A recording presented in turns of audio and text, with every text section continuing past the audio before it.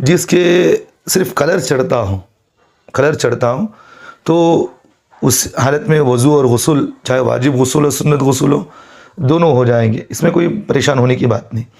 लेकिन ऐसी मेहंदी है जिसमें आपको इस बात का यकीन है कि भाई अगर मैं लगाऊंगी तो फिर उसमें एक जिस्म नुमा बन जाएगी।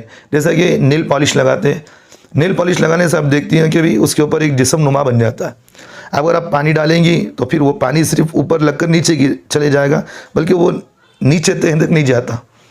अगर जिस्म नुमा अगर कोई मेहंदी इस तरह बनती हो तो आपको यकीन हो कि अभी अगर लगाएंगे तो फिर ये जिस्म भी नुमा बन जाती है और वो पानी डालने से नीचे पानी नहीं पहुंचता। तो फिर इस तरह की मेहंदी लगाकर उस पर आप वज़ू करेंगी और उसने जनाबत करेगी तो फिर इससे गुस्ल भी नहीं होगा। बात समझ में आ रही? अगर ऐसी मेहंदी सिर्फ उस पर कलर चढ़ता हो तो फिर ऐसी मेहंदी लगाकर वज़ू और गुस्ल दोनों कर सकते हैं और उससे हो जाएगा।